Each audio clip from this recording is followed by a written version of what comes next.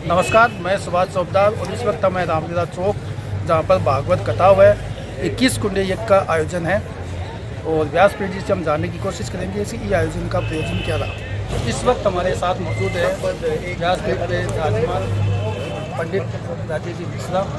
उनसे जानते हैं कि इस आयोजन का प्रयोजन क्या है।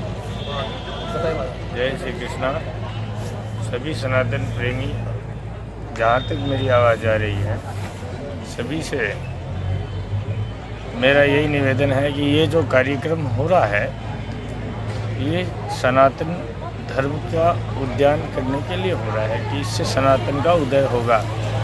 हमारे इस गांव में जैसे ज़मीन सोच सी गई है, ऐसे आयोजन बहुत कम होते हैं, क्योंकि ऐसे आयोजनों में खर्चा भी बहुत है, लेकिन फिर भी धर्म की प्रथा का सदा फैलती रहे, इसलिए हम ब्राह्मण संत मिलकर के ये सने सने ऐसे आयोजन करते हैं। इस आयोजन से जगत का कल्याण और सभी का कल्याण है। ऐसे मंगलमयी काम यदि सदा होते रहे तो जिस स्थान में, जिस नगर में यज्ञ होते हैं, पूजाएं होती हैं, कथाएं होती हैं, उस नगर में कभी अकाल नहीं पड़ सकता, अतिवृष्टि नहीं हो सकती, कभी भी उस जगह का विनाश नहीं हो सकता।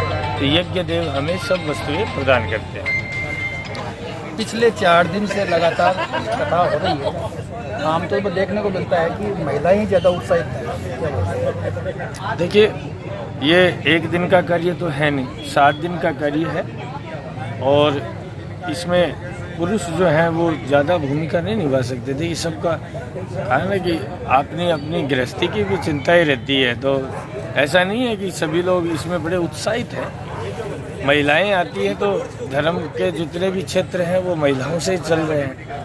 हाँ, ये है कि संडे के लिए जो रविवार आएगा उस दिन खूब अपने आदमी आएंगे, और क्योंकि बोला हुआ है कि महाराज जी हम पूरा दिन नहीं दे सकते, क्योंकि अपना ये जो आयोजन है ये सुबह 8 बजे चालू होता है और रात्रि अब देख लीजिए आप 8 बजे तक चल रहा है, तो इतने घंटे निकालना मुश्किल है। इसलिए मेरे को सबने कहा है कि रविवार को सब लोग आएंगे, जितने भी स्त्रियां हैं पुरुष हैं, सब खूब उत्साह से इस कार्य को कर रहे हैं। ऐसा उत्साह नवलगढ़ में मान लीजिए कि आगे जो धर्म की हम बात कर रहे हैं उसको सुदृढ़ ये व्यवस्था बनेगी और ऐसे आयोजन बहुत सारे होंगे, ये मुझे आशा है।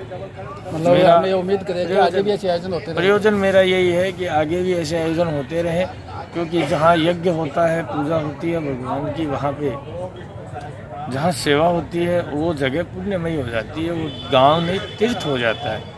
और जब जहाँ तीर्थ हो जाता है वहाँ किसी प्रकार के उपद्रव, और जहाँ पे यज्ञ होते हैं वहाँ किसी प्रकार के कालवृष्टि, क्योंकि वर्षा पर्जन्य है, पर्जन्य बादल बनते हैं, बादलों से बरसात होती है और इसी से सब अन्न होता है और उससे सब लोग सुखी होते हैं। इसलिए सभी लोग, मैं ये निवेदन भी करूँगा कि सब लोग इस यज्ञ के भागी बने और सभी आकर के यज्ञ में आहुति दे।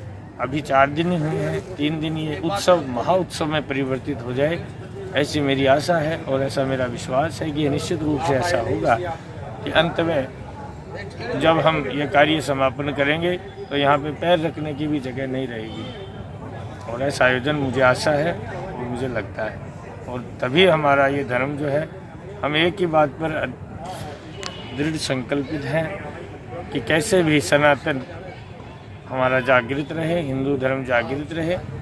ऐसे अनुष्ठानों से ये काम सरल हो जाता है और ये काम हम जरूर करते रहेंगे।